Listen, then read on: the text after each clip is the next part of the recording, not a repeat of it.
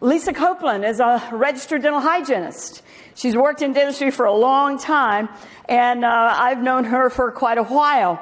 She's also a certified speaking professional in the National Speakers Association.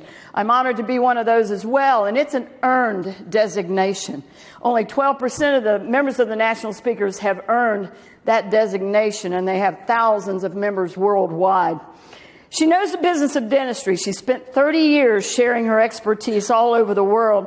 She likes to bring transformational communication to offices who are in communication chaos. I love that phrase, that term. She likes to change it into profit, performance, and productivity. At the age of 6, she had the direction of her life changed. Her parents made the decision to catapult her into competitive sports. And she uses her experience, including her experience with Ironman competition, to allow her to share meaningful stories to your members, to your clubs. She was the 2018 president of the National Speakers Association Northwest Group and achieved her CSP last year. She accomplished that achievement, like I said, against all odds compared to other members of the National Speakers Association. So please help me welcome Lisa Copeland.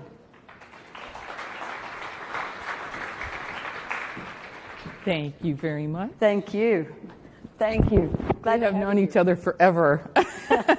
She said a long time. She was being nice. Halloween, October 31st, just last year. My husband and I were at a really nice dinner. We were celebrating our anniversary. We got married on Halloween. Fun day. Everybody came dressed in costume. That's a story for maybe the party tomorrow night. And so we were at this really nice restaurant. I live in Seattle. We were in West Seattle, having a very nice dinner. And we sat next to a family that had brought a dog in. Now, in the Northwest, people bring their dogs everywhere, right? And so it's not uncommon to see dogs, but this was a little bit nicer restaurant. I was a little bit surprised to see that. So I'm thinking some of you might have gone to a dog that looks like this. This is actually my niece's dog, Charlie Girl. And I've always had big dogs in my life. So this is what I would picture if I was hearing this story. Well, if you went there, erase that image and picture Biscuit. Biscuit was barking the entire time that we were at the restaurant. And the reason I know Biscuit's name is because the husband kept saying, "Hush, Biscuit, would you please stop it? Biscuit, behave. I don't want to hear you bark again." And of course, Biscuit didn't listen. So my husband and I were getting a little bit agitated, and we thought, my husband said, I think I'm going to go get the manager. And just as we were talking about him doing that, we noticed Biscuit was silent. What happens when a kid goes silent? Everybody goes and looks, right? My husband was just about to get up to go talk to the manager, and Biscuit had wiggled out from underneath the table. She was sitting in the walkway right between us, and yep, you guessed it, she took a dump. She took a dump right in the middle of this restaurant. Now here's the funny part. Nobody acknowledged it. The waiters walked over it, they walked around it, they continued to serve everybody as if nothing happened. The wife of the couple that was there picked Biscuit up and took her outside very casually, never addressed what had happened. Didn't even turn around and say, "Oh my gosh, I'm so sorry," right? Because that's would have been my reaction, right? Never ever addressed it. Finally, a busboy noticed it. He had noticed what happened, and he went running back into the kitchen. He came out with gloves, sanitizer, cleaner, a doggy bag, not the kind you'd expect to take home, and he cleaned it up. He just jumped into action. So here's the thing. Biscuit was communicating. Biscuit was trying to tell them, "I need something," but nobody was listening. Nobody was listening. We have miscommunication happen every day, all day, every day around us. And miscommunication in dentistry is costing you money every single day until you fix it. I have a prize available to the person who knows what cartoon this is from. Stand up and yell it if you know what cartoon this is from. Oh, right back there in the back. Come on up. Right in the back, very back. You were the first one to get your hands up. Come on up. And this is the coolest. We're talking about aesthetic dentistry. This is a mirror developed by Philips Zoom, and it has a shade guide on the front of it for your dental office. Now you'll be jumping up and yelling things, right? Nice job. All right, so what we're going to do today is talk about how miscommunication impacts you in 3 different pillars of dentistry. And so we'll first talk about your patients, and then we'll talk about your team, and then we will talk about our practices and how that impacts it. So first up, let's look at different areas of the patient that are impacted by miscommunication. And so we are in a very customer-centric based profession now. Right? It used to be product-based. We'd tell the patient what they needed and they would do it most of the time. Now we really have to focus on what the patient wants. And in order to know what the patient wants, we have to know the patient. We have to establish relationships. And if your patient, you've provided a treatment plan to your patient and they have declined accepting that treatment, it's our job as the team to change their mindset. Right? And you first and foremost have to be able to show the value of the process or the procedure to the patient. Value is number 1 now in people's minds. What's in it for them? Then you can go to, it will cost you less money in the long run, and here's the benefits that you're going to have throughout your lifetime.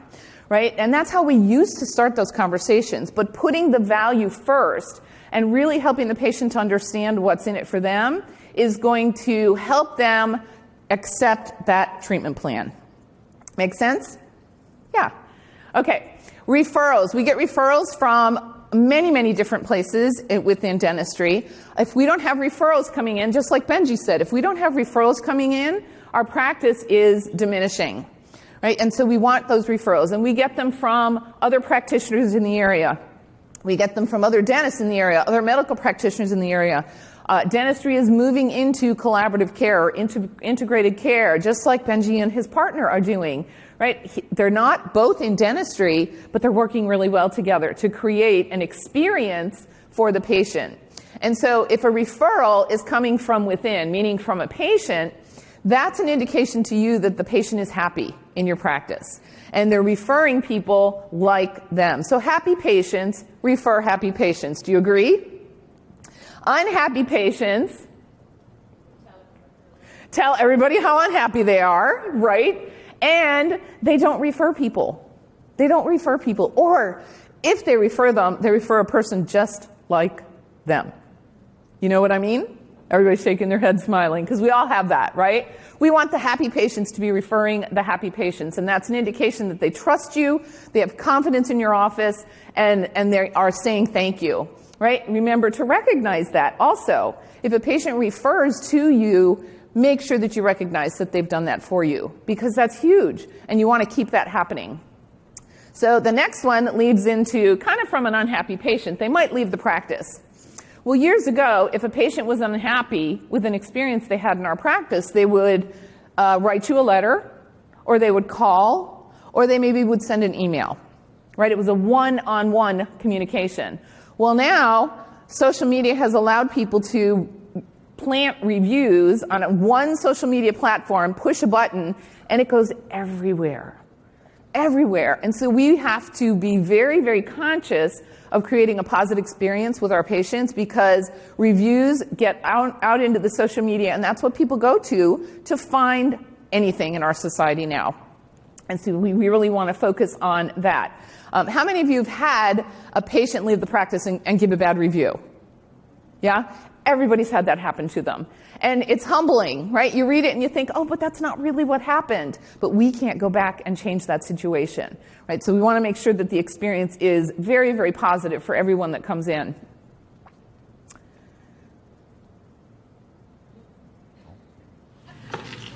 Happy Smiles Dental. Please like us on Facebook. This is Fred. You're going to be 20 minutes late? That's fine. We'll just skip the anesthesia. See you in a few minutes. Bye. So, do you think you might call some of our inactive patients and try to get them in? Yeah, that's what I'm going to do, because I'm just swimming in free time. Okay. What's that? If we send you to collections, you're going to do a bad review on Yelp. Could you say that one more time? I want to record that, because it's extortion. Yep, in many states that's a crime. Look it up. I thought so. I don't have an email address. Really? Live in a cave, do you? Give me your email. A crown here is $1,200. Yes, that is a lot of money. I understand. Yeah. Why waste your money on your teeth when you could get a fabulous new tattoo? Yeah. Like us on Facebook. Bye. Why are you wearing scrubs? Some people have been spitting at me. How much to have a tooth pulled? Why would you want to do that? Oh, it hurts. Oh, and so if your arm hurt, are you planning on chopping it off?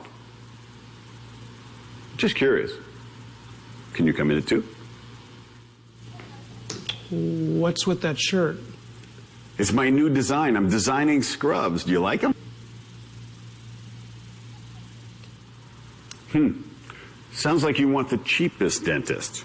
That's definitely not us. I do know who that is. Yeah, I can give you their number. Yeah.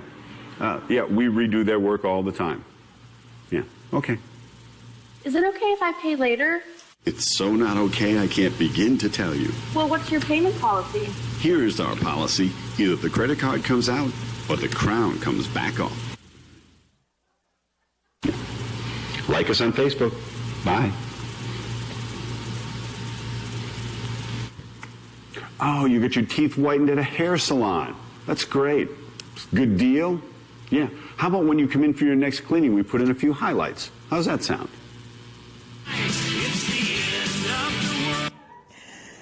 So that, has anybody ever looked at any of the videos from, this is Fred Joyal, and he's hysterical. He does all kinds of videos like that. He is the co-founder of 1-800-Dentist.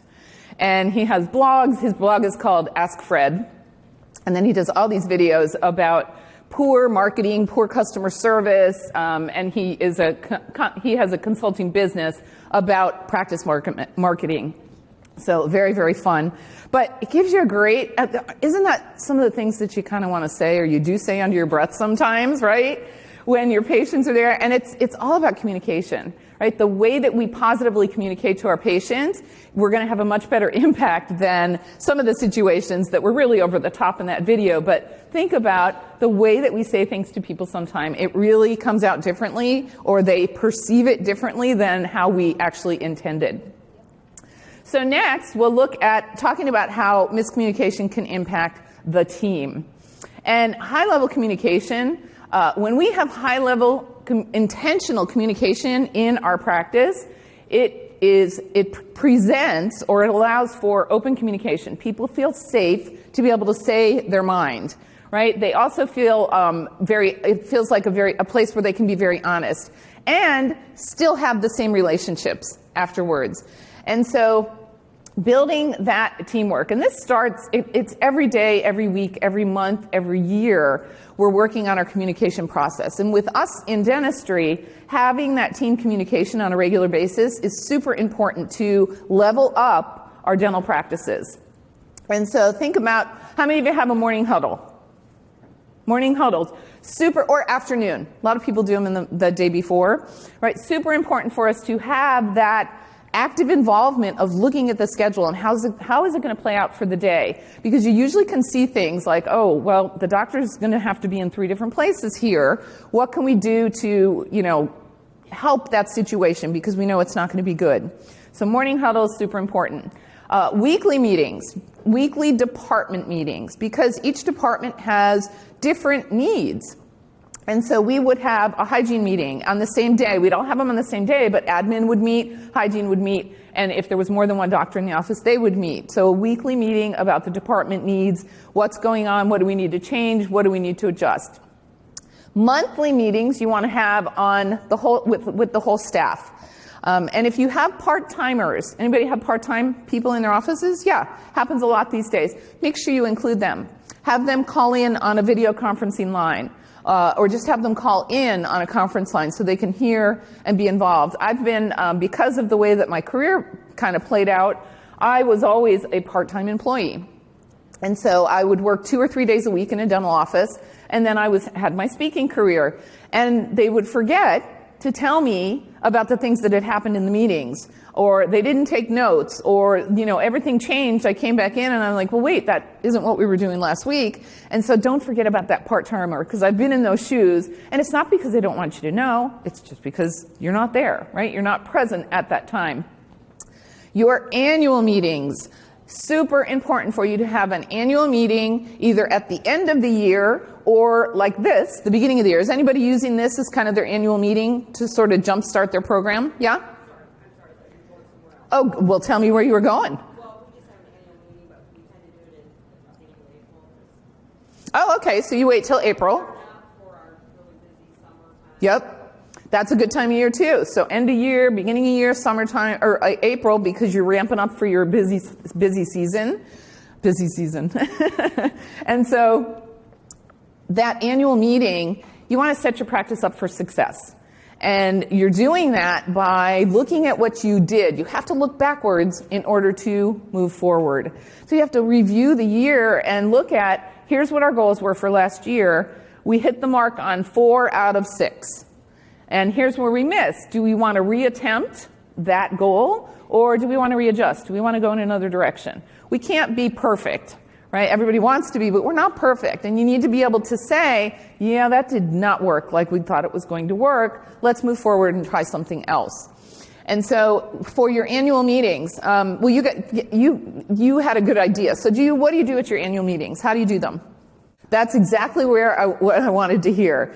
She had some great ideas, right? So number 1, at your annual meeting, have different people present different things. Because if you get the whole office involved, you're going to have better commitment and more involvement, more engagement.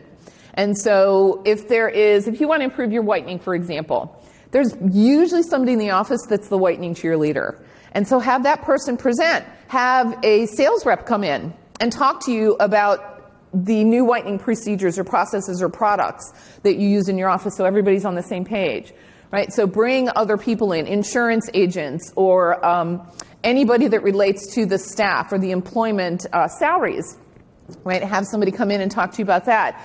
The more the more variety that you have, the more engagement you're going to have. One of the offices I worked in for about 12 years, and I'm going to talk about this dentist again in a little bit, but he and his wife, for our meetings, we would have them at their golf club, and we would have an all-day meeting. They'd bring in lunch. We'd have different speakers. We'd all participate. But he and his wife every year set a theme for our meeting. And I remember one year they came dressed up as samurais, and their whole meeting was based on samurai techniques. And they had the gi on and the swords, and I mean, they were just crazy about getting us involved. And it made it really fun. Right, we dressed up for Halloween, which I loved because I got married on Halloween. The dentist actually came in, he had a mustache. And we had 7 employees at the time, and he wanted to do Snow White and the 7 Dwarfs. So he got a Snow White costume with his mustache, and he'd come into the operatory with a cigar in his mouth and the mustache, dressed up like Snow White.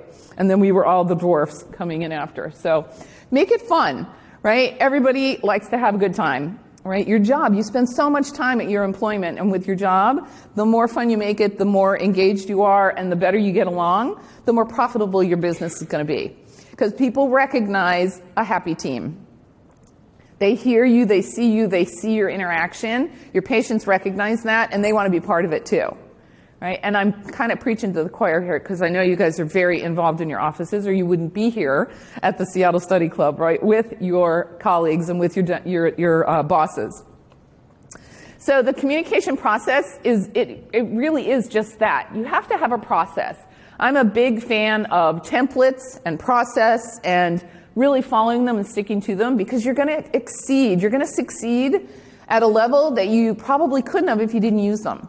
So using a template, for example, I was a restorative hygienist in an office for a while in Seattle, and we had a template that we followed, and it plugged in 2 times a day, 2 times a week, excuse me. There was 2 days where I was doing restorative hygiene. And so the template, you know, you had the crown and bridge on the doctor's schedule, but I also had restorative in the hygiene column. And we just stuck to it. It worked beautifully. Beautifully. It was one of those things, you know when your office is working on like a well-oiled machine, and you have one of those days where you just hit all your numbers, everybody had a great day, you ran on time, it was like the perfect day.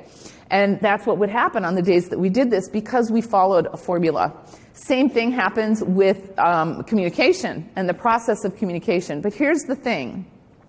You have to have a leader who is a very high-level communicator, kind of overseeing the communication in the office. And it usually happens very organically. It typically will fall on the person that's the best communicator.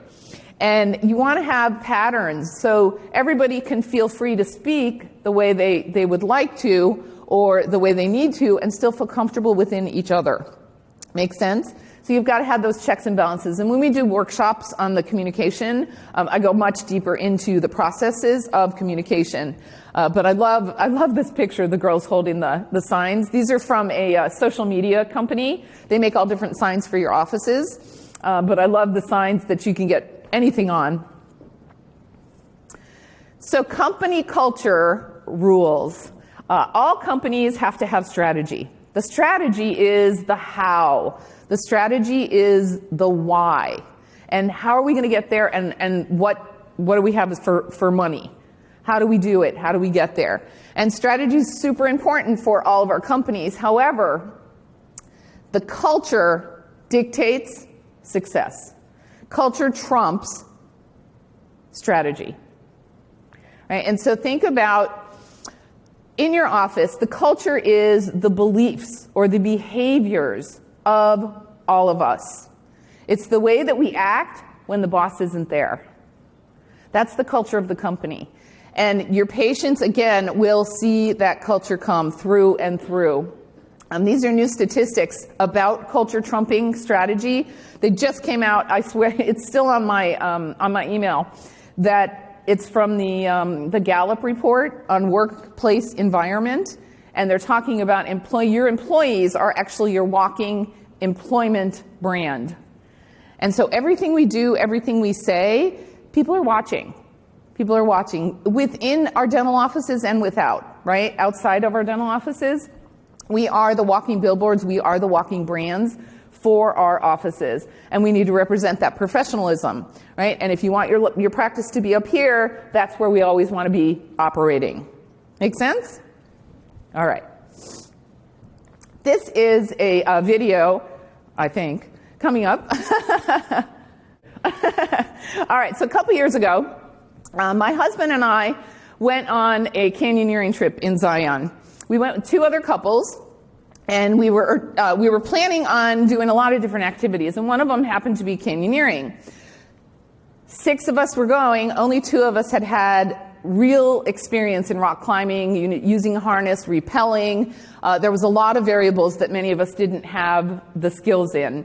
But we're all super athletic and willing to try, right? And we all have good spirits and are pretty good about research, right? So we all, at one point or another, took the lead in doing the research, to the planning and the preparation, right? One of the guys, or one of the couples actually, reviewed wearing a harness and how to tie the ropes and how we were going to rappel, right? Another one of them looked at the maps and the terrain. One of the girls really specializes in the desert terrain, and we were all coming from Seattle, so the terrain that we were going to experience very different than Seattle terrain. You know, the critters that we might encounter. We might see snakes. We might see tarantulas.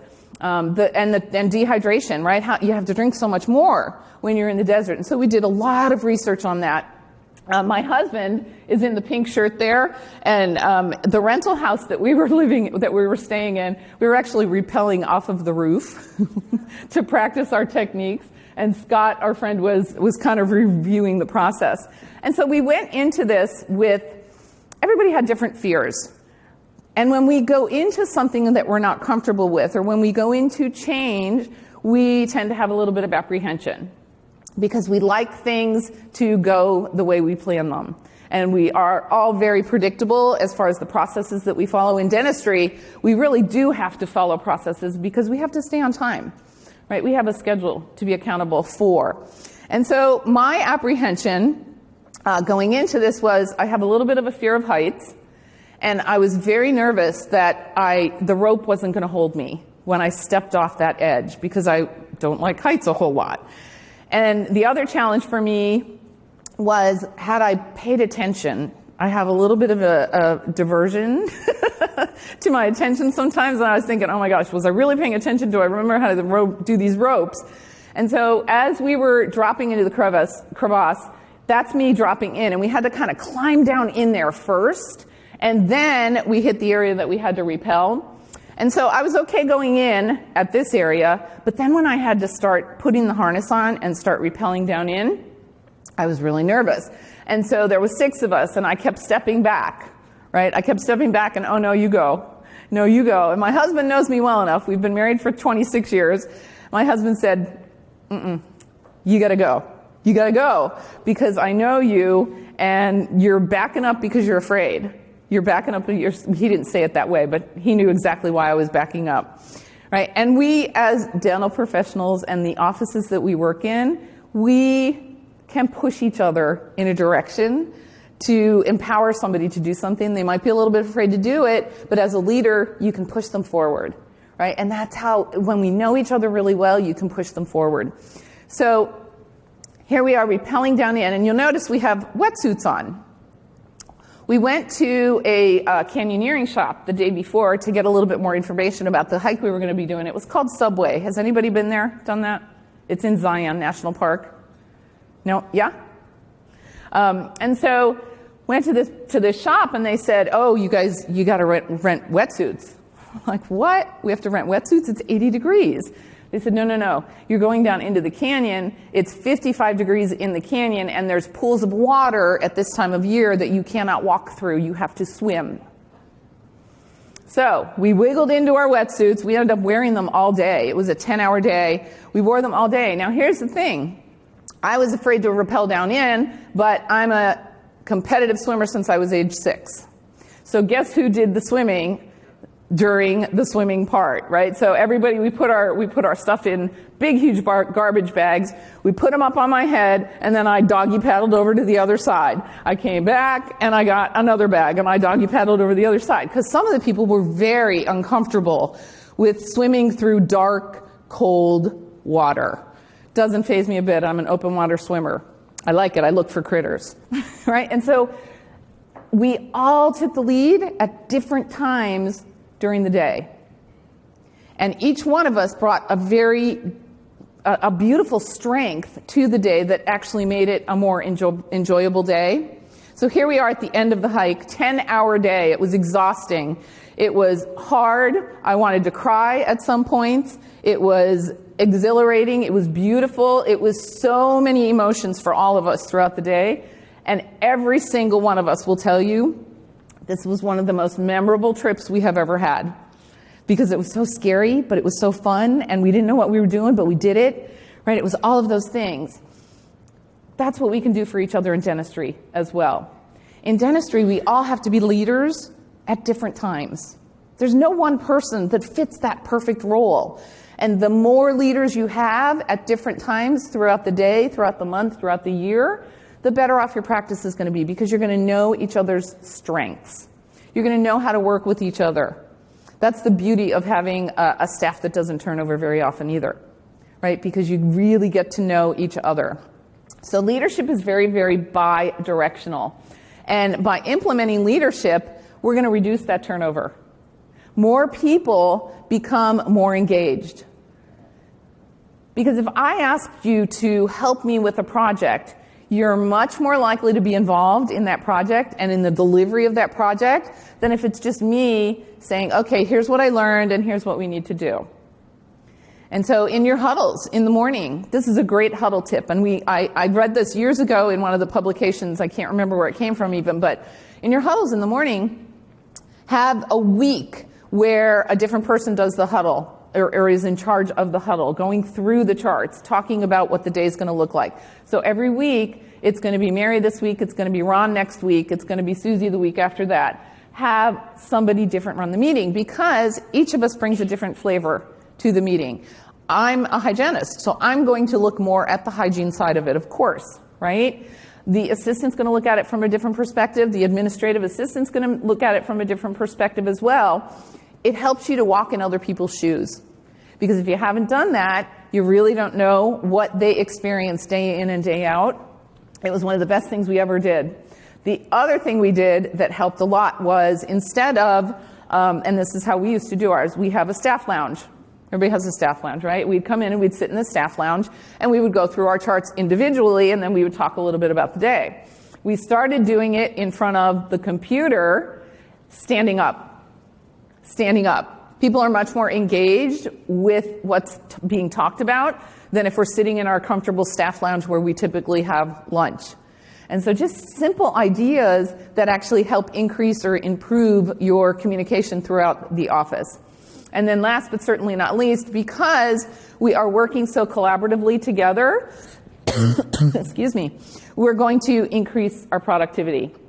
That is the bottom line. That is the goal here. We want to increase our productivity, because if practice production is down, that's not good for anybody. That's not good for anybody. So qualities of a good leader. These are just a few. These aren't all, but qualities of a good leader. A mentor.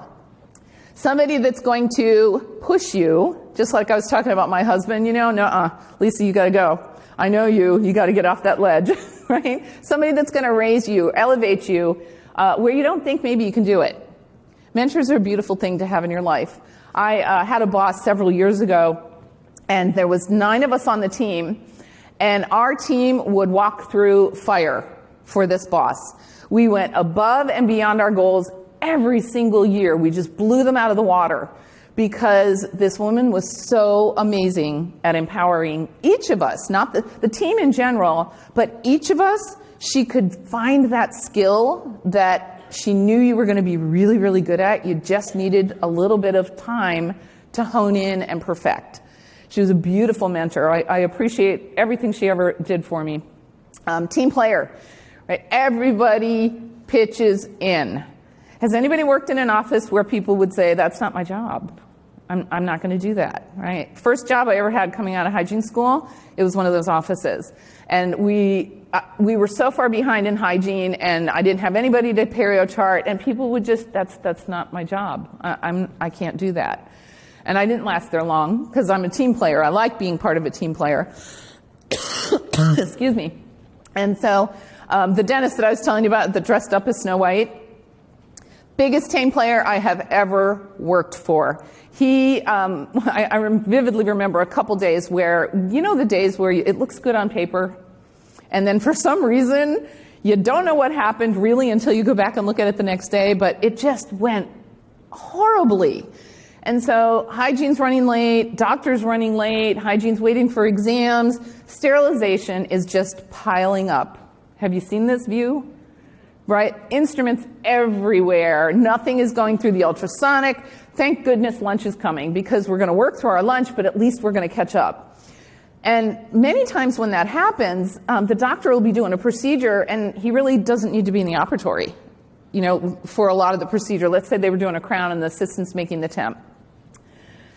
That doctor would go into the sterilization room and start cleaning instruments, putting them into the ultrasonic, putting them into the sterilizer, bringing out the clean stuff. Like, he would just be in there the whole time that he had free time. The first time I saw him do that, I was like, you guys, Dr. Durant's he's in the sterilization room. They're like, yeah, he does that all the time. I'm like, really? But he set the example for all of us.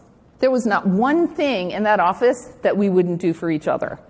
Right? He was walking the walk and talking the talk. So being a team player, that's a huge part of being a good leader. Decision maker. There's decisions that have to be made every single day. Many decisions. Some are really easy, some are really difficult. But you want somebody that is a good decision maker, not somebody that has to weigh the pros and cons of which muffin to eat for breakfast, right? And I laugh about that when I say it because my husband is a little like that. He's an engineer. Do you get it? Right? Everything we do, there's an analysis, and there is here's the benefits, and I just want to buy it. I just want to buy it. I just want to eat it. And so maybe not the perfect person to be in a leadership role if they're not great about decision making, but they will be at some point.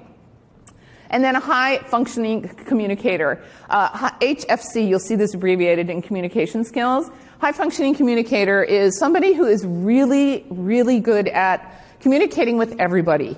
And so they can talk on a higher level, they can talk on a lower level, and they can meet everybody in between as well. That's a high-functioning communicator.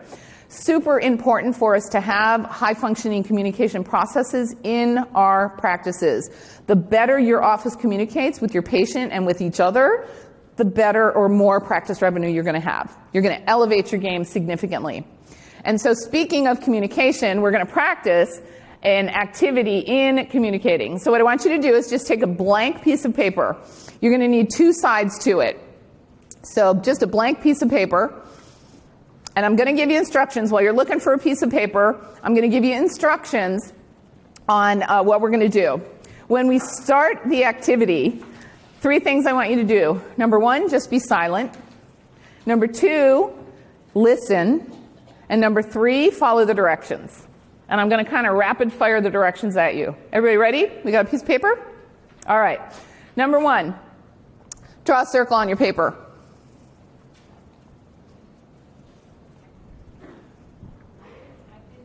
Draw a circle on your paper, and it's up on the slide too. Number 2, draw a triangle inside the circle.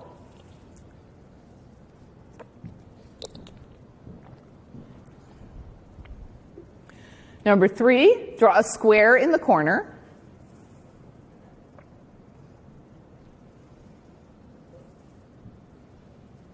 And last, print your name on the paper.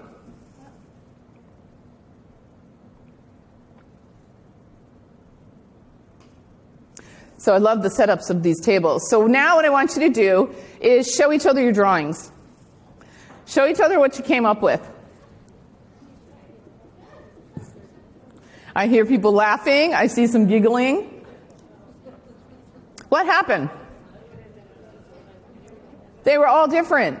They were all different. What else happened? Why were they all different? It wasn't specific. What else?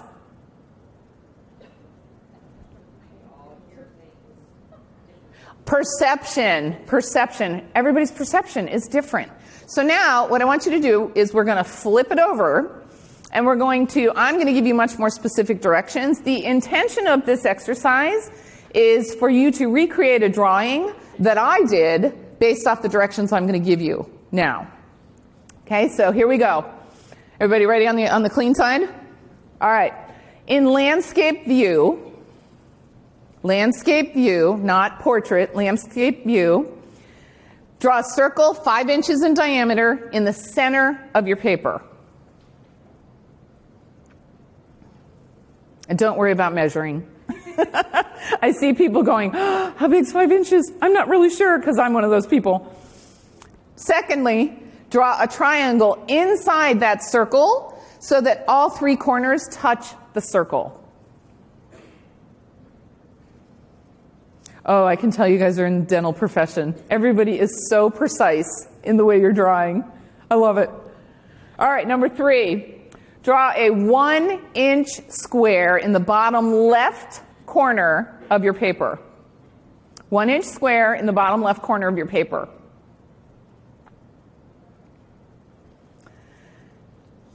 Last, print your name as spelled out, your name, on the bottom right side of the paper.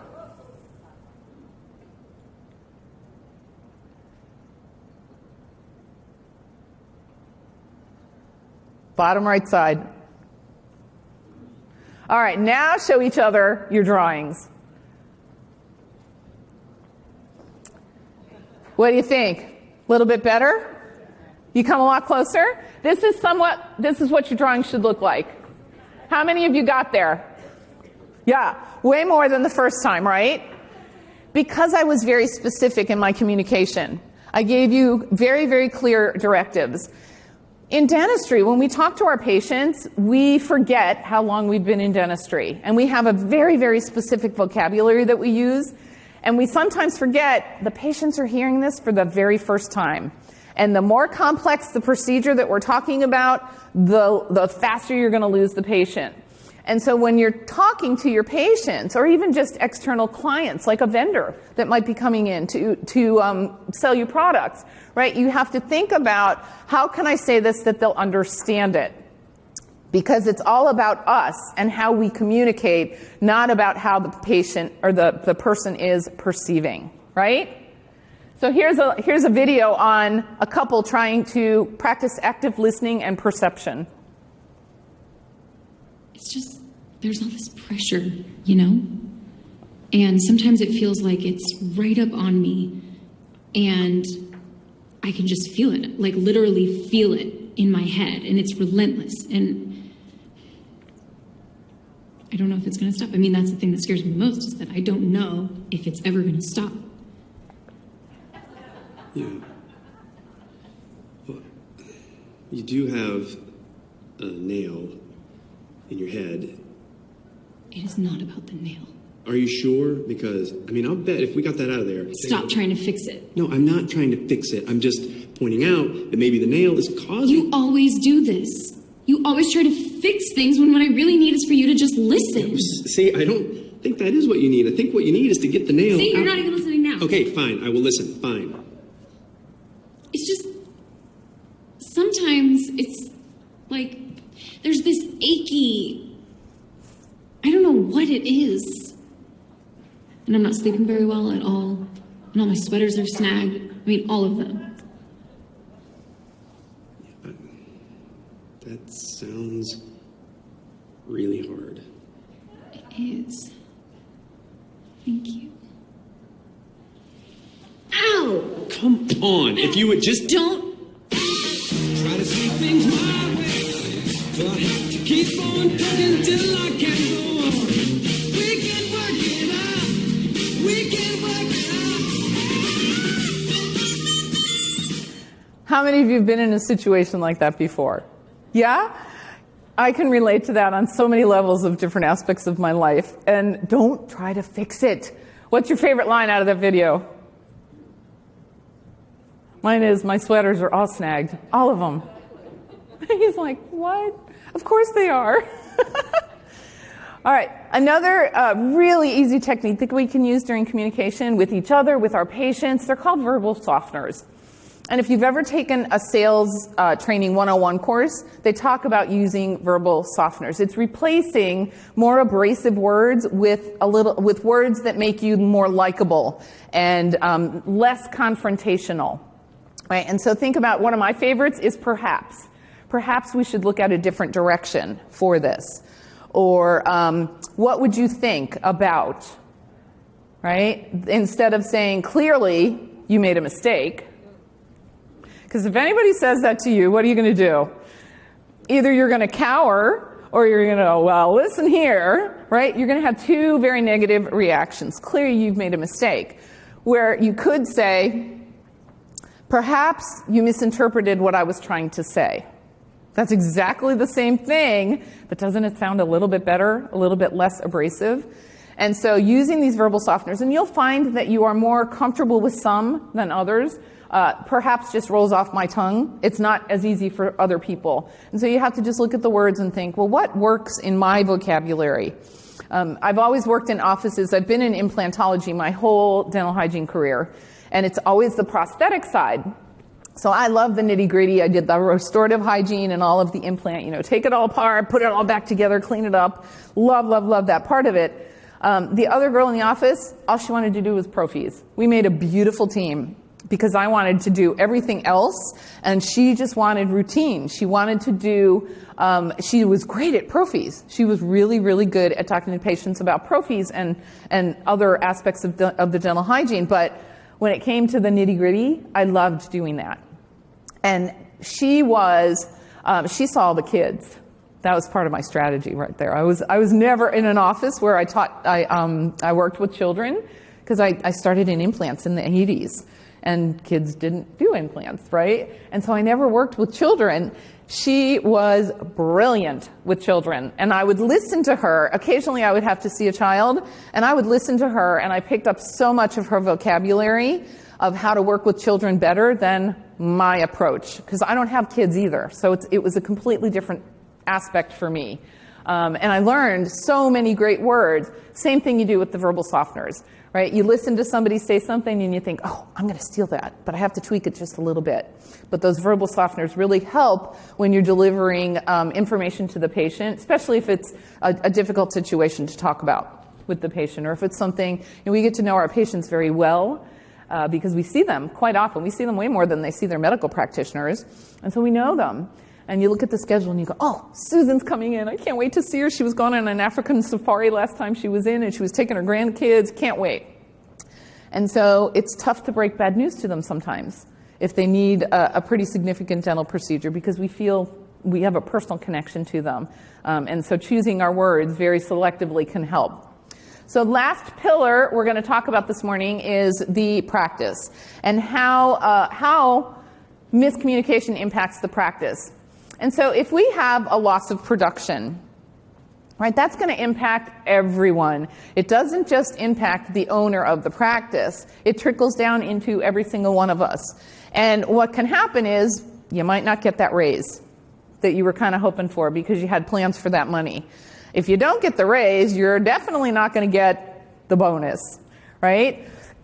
And we count on those things. We look forward to those things. If we've had a great year, we've done a really stellar job of sticking to the plan and the strategy, and we reached all our goals, but we just didn't quite get there. It's a little disappointing.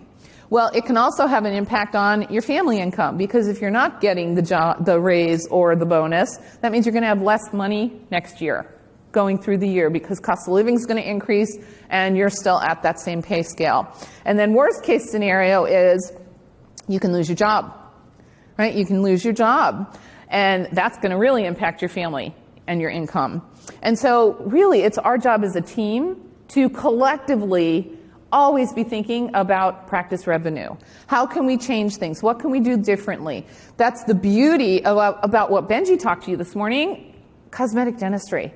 That is driving dentistry. And so we have to meet the patient's wants in order for them to do what they need. And what do patients want? If you have, actually, let me ask you this. How many of you have a question on your health history related to cosmetic dentistry? What is it? What's the question? We actually asked them if they've had experience with bills or Botox. Have you had experience with cosmetic dentistry? We'll just. Do you use sunscreen? Okay, I saw another hand. What's yours? Yeah. Are you happy with the appearance of your smile? What would you like to change? And do you have a different one, or are you guys in the same office? We're in the same, but okay. Right.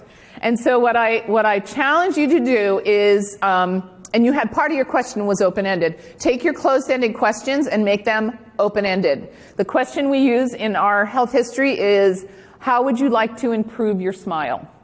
And then right after it, we put line 1, line 2, and line 3. 3 blank lines. And exactly what you said, what are they going to put down? Line 1, what are they going to put? How would you like to change your smile? Whiter teeth, straighter teeth. Always. I don't think I've ever seen it any different than that. If they fill in that third line, they'll write something related to fresher breath.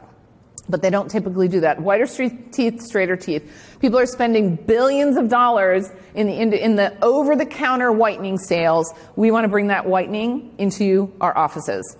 Right? So if you're not offering cosmetic procedures, and particularly whitening, that is one of the easiest ways for you to increase your practice revenue, because you're partnering it with a procedure that we know from research showing that our patients want, and they're not getting the best results when they use over-the-counter products. Right? And so bring that revenue into our practice. It's a wonderful way for you to improve. So flipping the dollar sign up, when our production increases, we are showered in money. right? We like that feeling. We love when the practice at the end of the year has just knocked their goals out of the park. It's a great feeling. But you know what? You have to check in on a monthly basis to be on track to achieve that knock it out of the park, right? So keep those checks and balances in place. And so you will get that raise. Hopefully you will get the bonus. You will get more referrals coming into the practice, right? Happy practice, happy patients, refer happy patients. So you're going to have that referral process so you're not in that atrophy downward slope. And then job security, of course. And that's always important, especially when you have a family to think about providing for.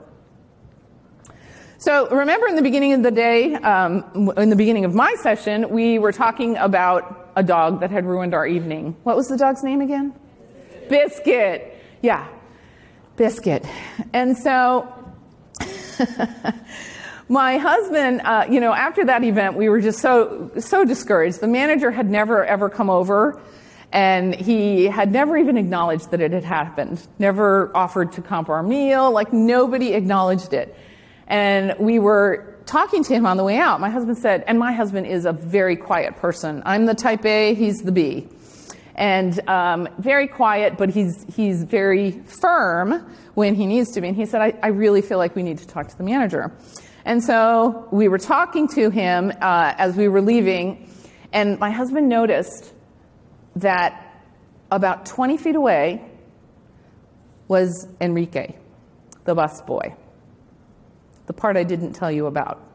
And so Enrique was kind of standing in the shadows, and he had, the posture of head down, closed, very, very shy kind of personality. And he was uncomfortable that he had been caught in the position of, we were talking to the manager, and he just happened to be close by. He was sort of stuck there.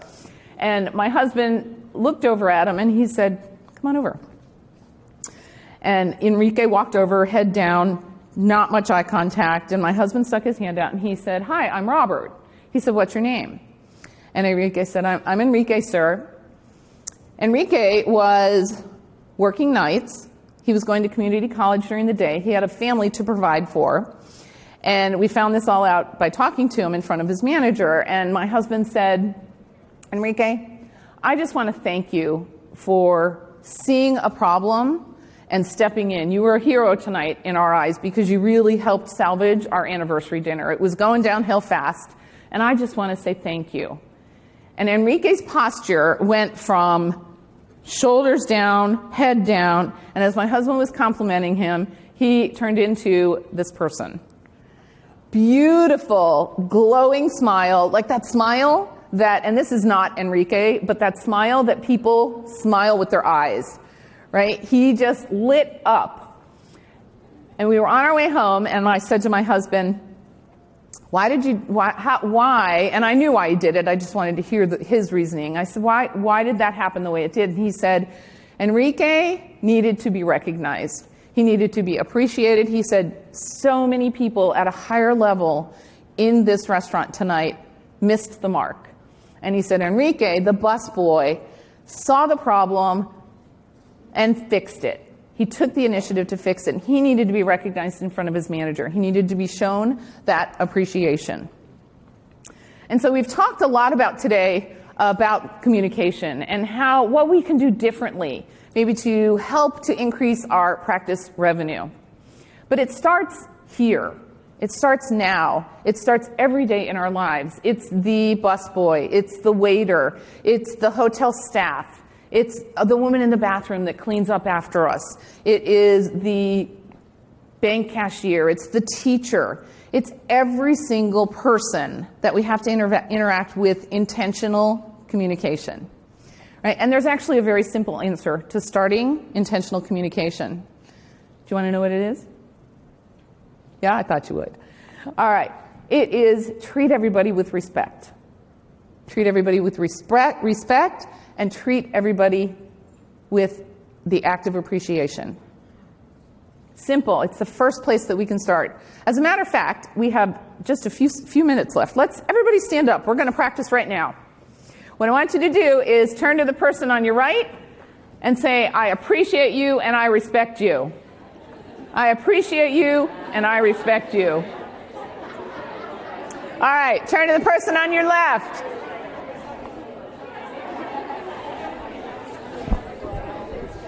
I appreciate you, and I respect you. I appreciate you, and I respect you as well. All right. Not so hard, right? Not so hard. I want to thank you, and I appreciate you for spending the hour with me this morning. And when you see each other or you see somebody else, make sure you tell them how much you respect them and how much you appreciate them. It's the first step to communication, and it is where success lives. I'm Lisa Copeland. I'm your dental communication expert, and I would like to thank you for spending this time with me. Hey, Lisa. Thank you. Lisa, thank you. Give her another round of applause, Lisa Thank Copeland. you. Woo! That concludes this program. This material was recorded and produced by Mobile Tape Company Incorporated of Valencia, California. More information about other available media may be obtained by calling 1-800-369-5718 or on our website, mobiletape.com.